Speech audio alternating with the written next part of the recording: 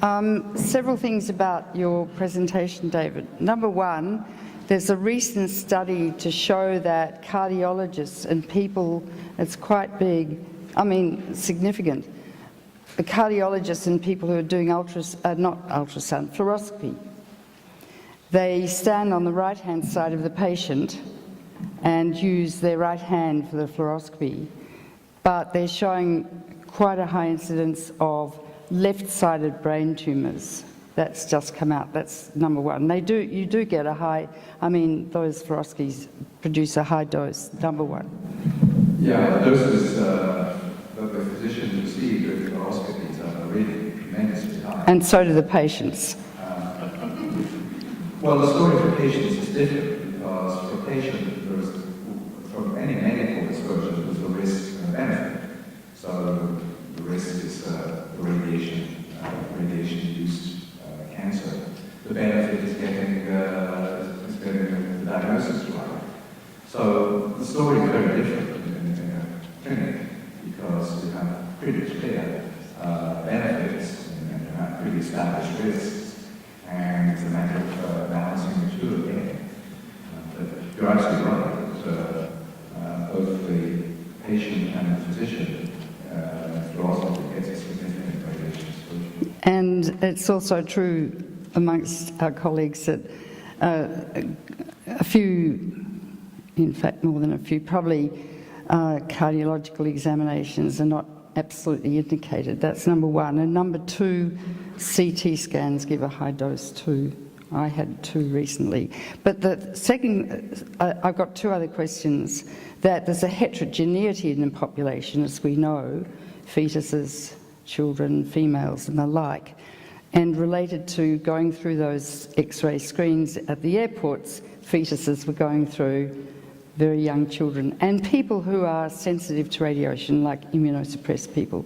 And the third thing, I didn't quite understand you because you said it's a low-dose radiation, but I don't understand that from an internal emitter perspective. These people are still eating radioactive food. In fact, it's encouraged that the Fukushima farmers grow the food and people should eat it because it's good for the farmers.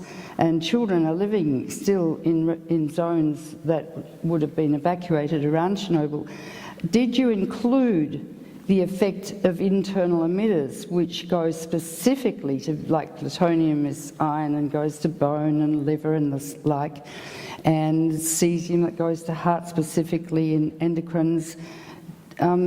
Did you, and the dose sometimes is just to a small group of cells that get a high dose, especially for an alpha emitter, and the rest of the body gets nothing. So I don't quite understand how you worked out that these people would be less at risk.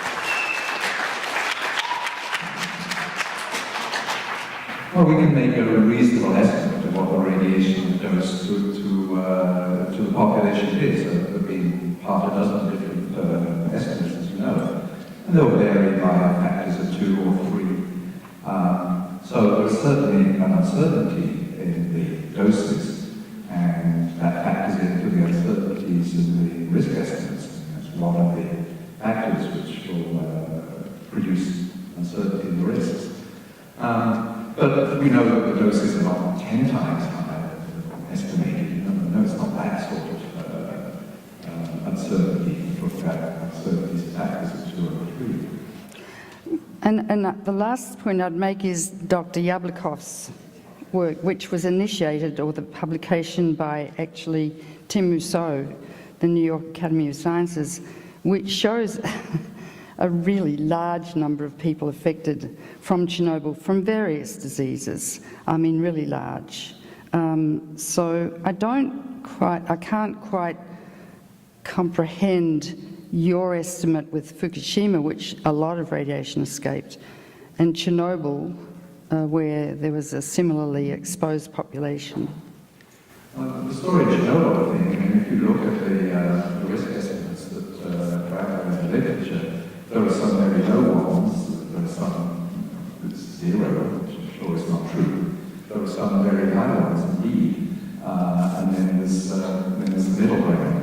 So the sorts of risk estimates I was talking about really represent the middle ground. linear hypothesis is very much the middle ground between folks who say there's no risk at all and folks who are saying that there's extraordinary risks which we just haven't seen. Thank you. Dr. Mousseau, I would first like to begin by thanking you for doing the research and educating us on the topic of affected wildlife. Since it was the careless mistakes of human beings that compromised their health, what is being done from our end to restore populations in animals and insects where we have seen such declines? I hope the answer isn't nothing. What has been done? To restore the populations and make them all better.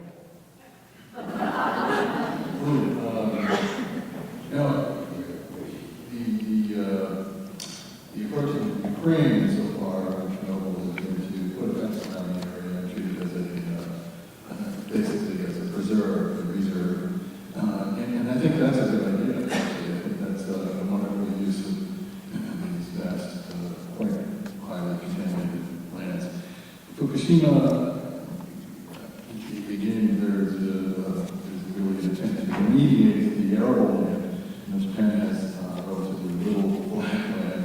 Most of it's in the long mountains, and so they're not, I think, there's no active management plan for the wildlife other than a fence around some parts of Chernobyl.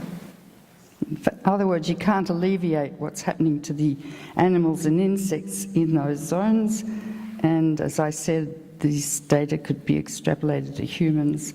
Dr. Buesseler, number one, are there studies in fish showing concentration in certain organs? Number two, can cesium be filtered out of water for drinking? Once in the ocean, can it evaporate again into the atmosphere? The cesium travelled 190 miles by degrees by August the 12th, 2012. How far away is it from the US, and when is it predicted to hit the US? The easiest to go in reverse order. The soluble cesium that's moving in those plumes that we showed that reached about halfway across the Pacific after 1 year. The first year itself kind of diverges into two parts. One which is headed towards the north, towards Alaska, then reaches the west coast and heads south. I have not seen any data on the U.S. west coast that has happened yet. And we've seen the debris, right? We've heard about the soccer balls, things that have blown up. I mean, the other complication, we're getting to the point where that possible to measure the techniques of someone like my lab, that really back down there, but they've got some very large volumes. I'm looking for that fingertip. But what we haven't seen, the debris, we haven't seen the cesium show up as quickly as fits with these ancient models of currents. And the levels that we're going to see are much, much lower than off Japan. What's happened along the way is it mixed out, so that's why exposure in the ocean tends to be less of an issue than a land which stays put at your feet in the ocean we have mixing to depth and water. The atmospheric source of cesium truly takes very, very high temperature to get cesium out of the gas, so that's not going to happen. And concentration of fish. Japanese fisheries data that I've been showing is for tissue or for whole fish. I know they have some release on different organs, particularly things like strontium-90, that's something said about bone and things like that. I'm just not familiar with that presented all the data. Typically look at what the population is eating because it's a fisheries agency, so they're looking primarily at the meat of the flesh in terms of the cesium and the exposure to that food. Can it be filtered out of water? Cesium. What they're trying to do on land is some of the cooling waters that are used, hundreds of metric tons per day, is to put them through things like they're zeolites or clays that does selectively extract cesium.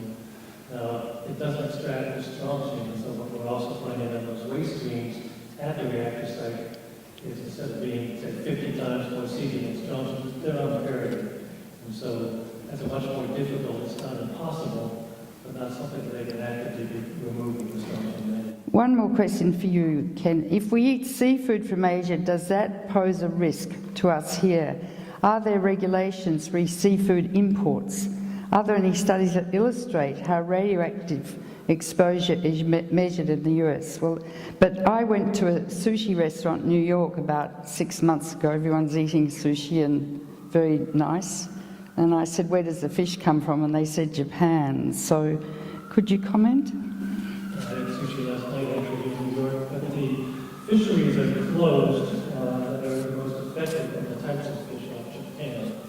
So there are checks on that, certainly they've increased the checks like the FDA in this country, but still there can be holes. So I think we really have to filter and ask the questions of people who are monitoring fisheries and making sure that fishermen aren't coming into the areas that are closed, that there's a regular monitoring both here and abroad. And the other point that someone has to really be careful with is they have the most strict standard, 100 becquerels per kilogram. It's 10 times lower than other countries like the US and Canada.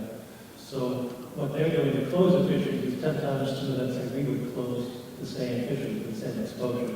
It's partly because they eat a lot more fish than we do, so there's good reason to have a more strict standard in that population. It's partly because they wanted to convince the public that it was safe to eat Japanese foods. And that kind of backfired because the fish didn't go down as fast as they expected. Yeah. Dr. Starr, dozens of articles falsify the ICRP's radiation risk model or show it to be an error. Hundreds of references in Russian language literature show extraordinary effects from radioactivity on genomic instability, genetic effects in plants and fish, which cannot suffer from radiophobia. Why has this enormous body of evidence been ignored by the ICRP, IAEA and WHO?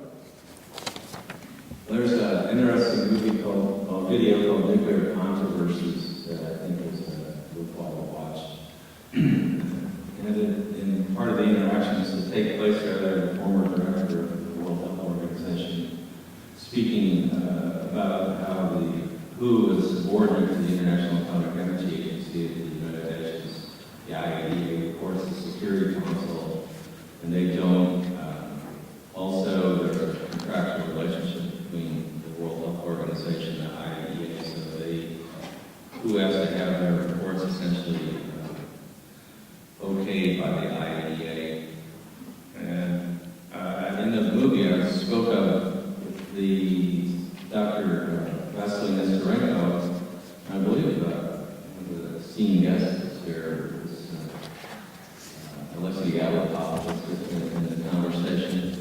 And they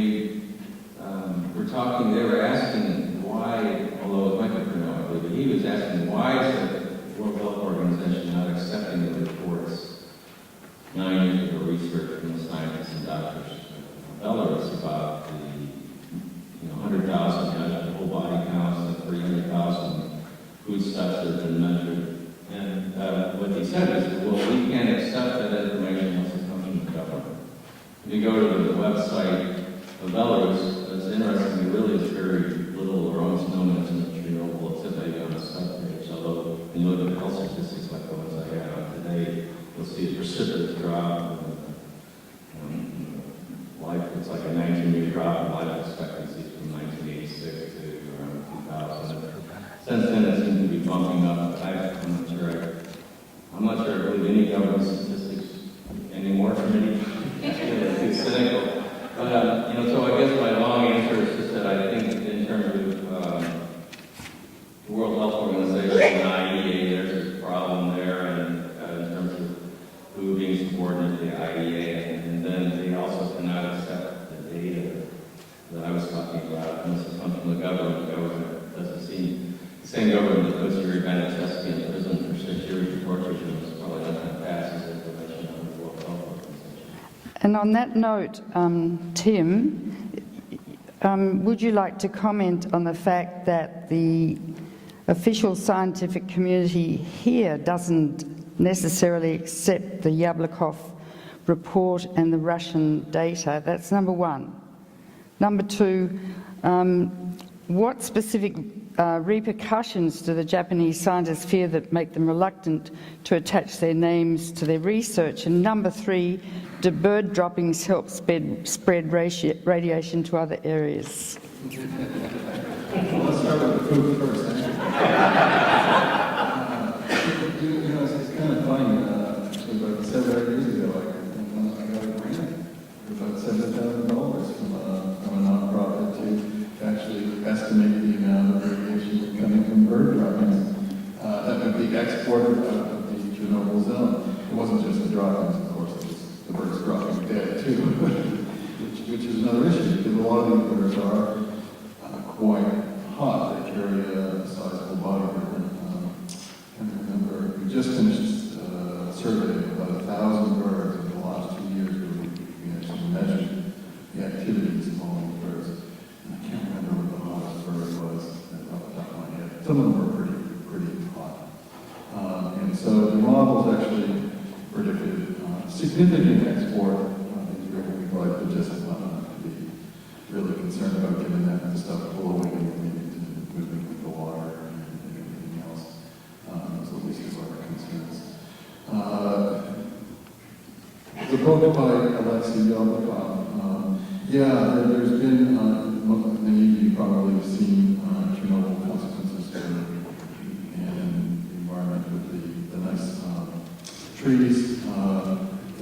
The story behind that photo is kind of interesting. I took that photo 2 years ago while we were doing the tracking of mammals in the snow in the winter time on February. It was actually the second time we tried to get to Ukraine while it was snowing. The first year we got there, and I guess another because of global warming, the snow had disappeared the day before we got there, so we ended up in Kyiv drinking vodka for a week. Which has its advantages. Kills the radiation. It helps with it's certainly a good diuretic. I think as far as seeding is concerned, it's a major help. So a number of years ago, we tried to start a project to find, to acquire, and translate the Eastern European literature related to Chernobyl. And it proved an impossible task. I tried to get some funding, and we couldn't get funding for it. Tried to recruit collaborators and colleagues. Because most of these publications are actually located in small academic libraries, institute libraries scattered across the countryside. They don't have a central library congress kind of system, and the Boeing across the city meeting, most of it just wasn't available. And then along comes a chapter in an email one day from this fellow I never met with him, Ecological, and it was a chapter on the environmental effects of Chernobyl, and it basically was a literature review. It was a summary of key findings in very telegraphic form of several hundred studies related to the environmental effects of Chernobyl.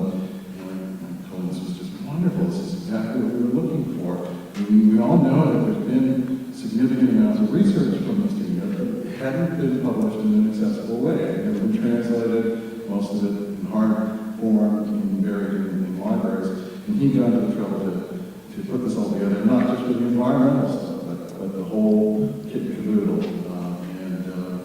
And it's just a wonderful compilation. It suffers from, maybe I shouldn't say this in this audience. It's an activist view of the literature, and it's many of you, some of you in this room are also scientists. You know that you cannot be perceived as an activist as well, because that by definition biases you. And so we managed to get the book published before the editor actually read it. So the first editor actually loved the book. He lost his job at the New York Academy of Sciences. The next editor who replaced him, are we still broadcasting? Go for it, Tim. Go for it. The editor didn't actually read the book until it was just about to hit the stands, and he was quite worried when he actually came around to reading it. But yeah, so the major reaction was motivated, the negative reaction by the scientific community was motivated by the fact that there's a fair bit of activist flavor to the book. And what I try to tell people is don't focus on that. information is uncolored, unbiased in any way. It's a simple translation of basically parts of the abstracts or the key findings of this large literature. Very, very useful. We're doing an analysis of these results that should be published soon. The basic findings have been repeated many times, and we're seeing them in our studies as well. Now, what was the Japanese scientists, what would happen to them if they were associated? Yeah, so basically, most of them were afraid that, so the younger ones were afraid that they would never do the job. That if they were associated with any kind of negative reporting and negative findings, that this would significantly influence their ability to find employment after their postdoctoral positions, current postdoctoral positions ended. The more senior people were braver to begin with, but their bravado lessened over time. And so, because there was just so large a backlash and against any kind of suggestion that there might be measurable consequences that were not positive. And so rather than focusing on let's do good science, best science we can, let's be brave about reporting it, there's been a lot of self-censorship occurring, I think, in Japan in particular, but I bet everybody else as well. Thank you. Dr. Brenner, this morning Andy Gunderson told us that a scientist returning from Fukushima and talking last week said that he, with very well calibrated equipment, was finding radiation levels 10 times what the Japanese scientists standing next to him were finding. He's suggesting that the dose may be 10 times as high as what is being claimed by the Japanese government. What would that do to your estimate of the number of the cancer mortality from Fukushima? Yes, you did. If the doses were 10 times higher, the risks would be 10 times higher. And the mortality estimate would jump from 2002. The linear model suggests that the risk is linearly related to the dose. So if the dose goes up, the risk goes up.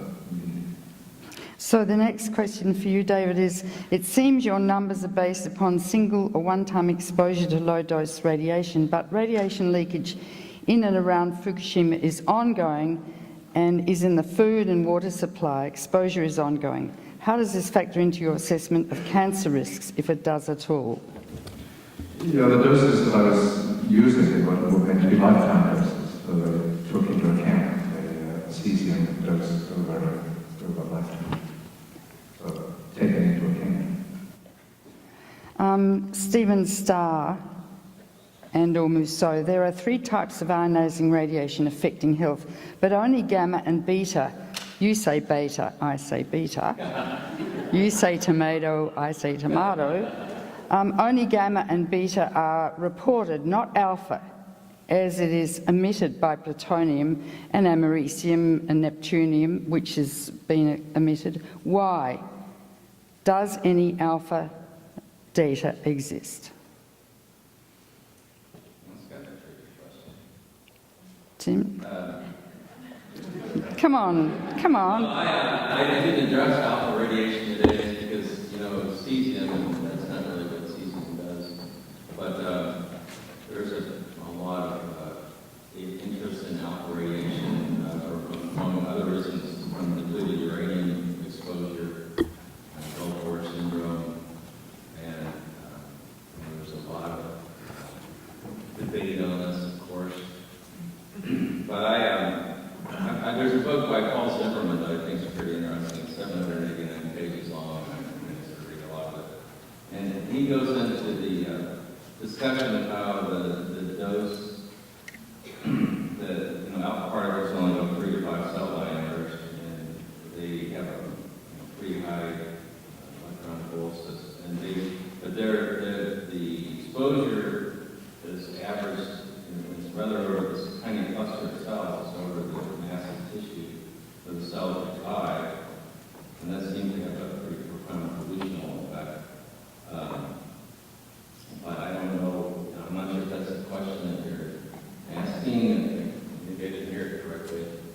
I was I reading. could comment a Yeah. little bit from the oceans, and because we've been looking for a lot of the isotopes we saw in Chernobyl, which aren't in the ocean, and that's because fundamentally it's two different accidents. Chernobyl is more explosive. Pieces of the core, the uranium plutonium, were kind of heated on the streets in larger quantities than happens in Fukushima, but was largely contained. Yes, there were explosions. We heard there might be some secondary. The amount of plutonium that's been reported and sampled within the soil is quite small, hardly detectable from Fukushima, 10,000 times less than you've seen from cesium. So relative to Chernobyl, that was a much higher ratio, much more plutonium getting out relative to the gases and the volatile. So very good experiments. We don't expect as many of these alpha emitters to be from Fukushima. We've looked at the oceans very hard for plutonium. There's no publications yet because it's almost possible to identify. We think it's I will call it a trace level, a few more atoms or units of plutonium that is there. It might isotopically distinguished from the fallout, but it's a much different accident, so a much lower alpha dose in the environment than Chernobyl. Had you been here this morning, you would have heard Arnie Anderson say that one of the four Fukushima plants actually put parts of its spent fuel pool on the ground outside. And they're not detecting any significant amount of contamination. Yeah, they found plutonium. They found plutonium. Arnie, do you want to say where they found the plutonium? Yeah, on site and as far as a kilometer away, they have found plutonium. But you're right. I mean, that's not the explosive force of Chernobyl. It's no way it No. force, and the quantities we saw from that accident, it's hardly detectable over what's in the drinking water and what's in the soils, and actually from the 60s testing. It's very small. Alvarez just said that it's just all elements of cesium, the aerosols and gases that are most quickly distributed in the fuel rods rupture that they're emitted in much larger quantities. Again, I don't want to say we should be concerned, that's why we're looking very hard. Yeah, and then if building 4 goes down, that's a different story. It will be a different story, right? If building 4 collapses. Tim? Well, there could be a massive fire. So this is for any of you. What are the current contamination and exposure levels in Tokyo? But I think we heard from Arnie this morning about random measurements of soil and house dust, and some of the measurements are high enough so that material should be sent to a radioactive waste dump in America, right? So with the initial exposure from the noble gases, it never gets measured in one of these accidents. You know, they're there for a few days and people are hailing this massive. Yeah. I was just going to say that there are some very good maps now available. So Safe Gas, for instance, is a group of folks in Japan who've been putting Geiger counters with data loggers and driving around the countryside. And there's been a lot of citizen science measurements that are available on that website for, again, crude level measurements, but they're certainly very informative, and that's certainly guided our missions. of xenon. Not for xenon, sorry, nobody does xenon. Well, Steve Wing, we heard that a lot of xenon got out 3 times more than Chernobyl, says Arnie. And Steve Wing tomorrow, who's an epidemiologist, will be addressing what the medical effects of xenon released from 3 Mile Island were, and they were not 0. Dr. Brenner. Is the risk based upon Hiroshima is a one-time dose? Well, I think I brought that up, didn't I? What about continuing doses from internal emitters to different organs throughout a lifetime that people continue to ingest? And was there a healthy survivor effect in the Hiroshima data? Well, let me answer the last bit a little more generally.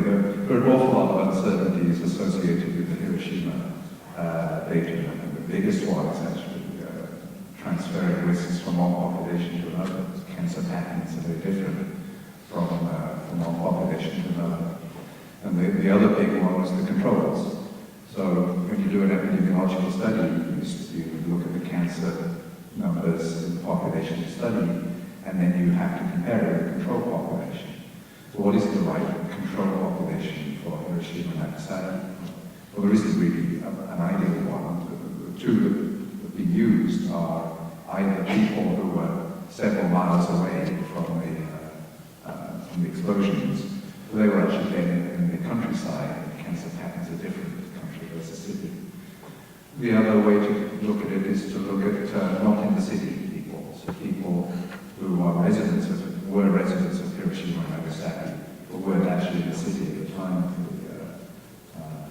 the atomic bombings. And it turns out if you do either of these two approaches, you get sort of the same answer, which is a little confidence that the risk estimates in the context of the controls are not so bad. But there are lots of uncertainties, and that's what I was trying to emphasize before. This is for Tim, but I think any of you can answer. Is tritium showed to bioaccumulate in sea life? Number one. And number two, please explain genomic instability and bystander effect. We just have two experts for both those questions. I think bystander best handled by Helen. I can certainly do the bystander effect. The bystander effect is the phenomenon whereby if a cell in a tissue is irradiated, and if you know that the next door cell and the next door one cell is not irradiated, you would not expect that cell to have any biological effects. But in fact, what you see is that as they do, you see what's clearly happening is that when a cell is damaged, it sends signals to its neighbors about that damage, and the neighbors can respond with, for example, mutations. That's what the bystander effect is. What its overall significance is rather unknown at this point. It's a very active subject of research. There's been no demonstration of the bystander effect in carcinogenesis as yet. That's the big question mark. Is it relevant to radiation carcinogenesis? We do not know at this point. And genomic progression? Come on. Okay. Genomic instability is, supposing you irradiate a group of cells, and then you follow that group of cells as they divide, and they divide again, and divide again, and divide again. Well, after some number of divisions, shall we say 10 divisions, all of a sudden, you suddenly start to see an increase in mutation rates. And that's associated with what must be some damage there initially, which was quiet and latent. And then after a pile of divisions, you start to see those effects there. But again, it's been shown in a few systems, not been shown for radiation carcinogenesis. But I think most people, myself included, believe that is one of the fundamental mechanisms by which radiation produces cancer. I'm moderately convinced that it's a key mechanism, but we don't understand it so well. I don't think, if that was the dominant mechanism, I don't think it would affect how we extrapolate risks from low doses to very low doses. That remains to be seen. There's a lot unknown. Dr. Ken Buesseler, Scripps Institute in San Diego has measured kelp and tuna from Japan to be in the highest historically levels of radioactive cesium. Did you fail to mention this because you believe that these levels are too low? Only one study where Scripps measured iodine isotopes in kelp. Kelp, yeah. 131 with an 8-day half-life. Iodine is one of those compounds in seaweed is bioaccumulating quite high, factors of 10,000 or more. So it was known to bioaccumulate early on when that isotope was here. You could certainly see it in the seaweeds off of our West Coast as well as in high levels of Japan. And that was one of the concerns for dose exposure was the consumption of seaweed in Japan. As far as the tuna study, that was a group from Stanford and SUNY Stony Brook. And the levels in tuna actually are quite low. What's happening, those animals are feeding on Japan, and bluefin tuna in particular, and carry with them what they found. Some of the cesium factors about 100 concentration factor, not 10,000. And as they swim, I showed you the loss in fish, that's what's happening. They're losing cesium as they move into the waters. So the levels actually were quite low by the time they reached San Diego. In the low numbers, few becquerels per kilogram 10, nothing near that hungry. I tell people like you know, if you took tuna and put it in a can that was caught off Japan, that would remain, the cesium would remain there until it decayed away. It's in that container, it's not going anywhere. If you take that fish and let it swim in other waters that are less contaminated, the concentration goes down quite quickly. So those authors have actually used this as kind of a clock tool to study migration of the bluefin tuna and how long it took them to swim from Japan to San Diego. So eventually because it wasn't a direct health effect the same way seafood seems to be still on Japan. Yeah. I've read in a reference somewhere, and I can't remember where, that the Japanese are actually canning very radioactive fish and selling it to developing world countries. Has anyone heard of that? You have, Stephen? Yeah, I heard that. I read it. It's anecdotal evidence.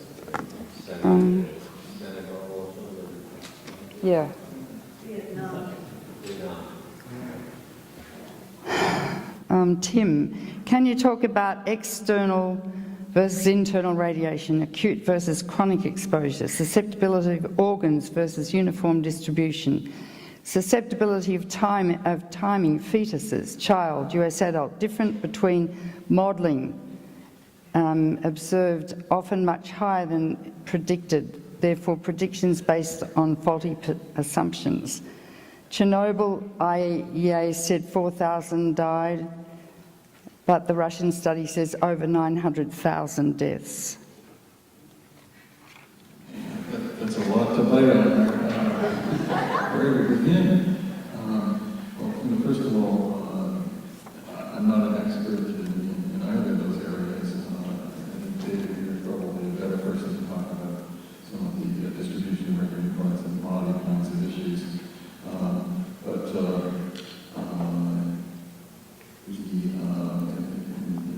In terms of the epidemiological models, again, a lot has to do with the assumptions related to the populations that are exposed and the doses that they're getting. And so if you tweak the models one way, you get 9,000.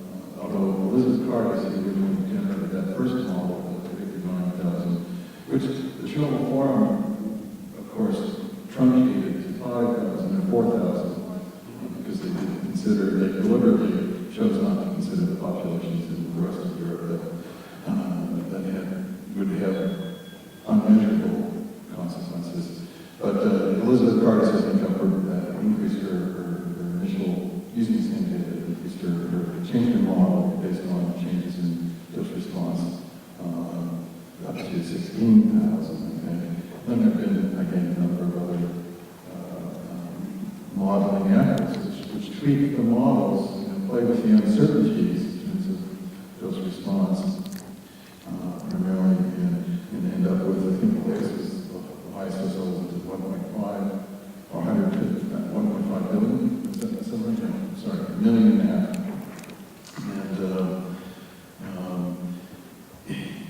the latest official Ukrainian government prediction, based from the health minister, was something just over 100,000 died so far. In Ukraine? In Ukraine. So the estimates are all over the map. The truth is, we have not done a good job of tracking these populations and monitoring these people. Again, I'm not entirely sure what all is going on in Japan, but my impression is that there's not much that is being done, not nearly sufficient is being done to register people, to track their ongoing health. And certainly there's not hardly anything in the way of ecological monitoring going on. But I think I probably missed a few parts of the question. Probably, but that's okay. David Brenner, what rates of radiation exposure for Fukushima residents are you basing your extrapolations on? How does it mesh with the experiences of the two service people who were interviewed? How does it mesh with the thyroid study showing more than 40% of the children, well, they're not precancerous nodes, but have nodules and lesions compared to a control of less than 1%. And then this is a continuation. You change from talking about getting cancer, which is incidence, to cancer mortality, which is, of course, lower. How does one translate? That is, one cancer death, how many cancers? Don't different cancers have different mortality rates? No, I forgot the beginning of the question. I'll start at the end. There's a factor of 2, and it's pretty constant in pretty well every study. Radiation-induced cancer incidence is twice as high as radiation-induced cancer mortality. You've forgotten the rest? Yeah, well... I suppose broadly, the question was how are those estimates done? And the thyroid studies, you know, how do you assess that they're showing? So if the question was how do these estimates relate to things going on in Fukushima? Yeah. So the measures going on in Fukushima, again, I would say that by far what I consider the gold standard for radiation risk estimation are the survivors of Hiroshima and Nagasaki, because the studies were so much better, so much higher quality than were done in Chernobyl, or I think will be done in Fukushima. So my view is that the best way to get reliable risk estimation is to figure out the doses in Fukushima and Chernobyl and apply risk estimates that we got from Hiroshima and Nagasaki. There's simply too much uncertainty about the epidemiological studies that went on in Chernobyl, I think, to really use them as our best estimate of risks. But David, isn't it true that there were no internal emitters to which people were exposed to? It was an external dose of gamma, neutron, but virtually no internal emitters to those two populations. Yeah, that's absolutely right. But if you think of yourself as a cell in the body, you don't know whether the radiation exposure you got was from an external source or an internal source. All you know is the radiation exposure that you as a cell received. So there's no reason why you can't estimate risks from internal emitters based on the Hiroshima and Nagasaki data. Again, that's the best way of doing it. Well, sorry, I'm dominating this and it's nearly time, but I read John Goffman's work and he was kind of my mentor, and he talked about the hotspot, you know, an alpha particle in the lung, which is always possible, seeing plutonium is particulate.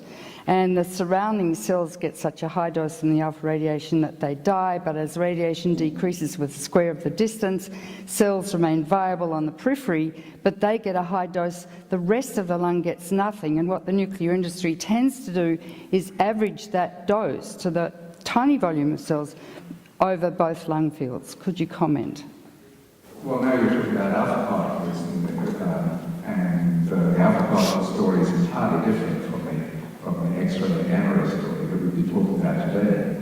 I think we agreed earlier in this conversation that the alpha particle risk of Fukushima is going to be a small player relative to the X-ray and gamma ray risks.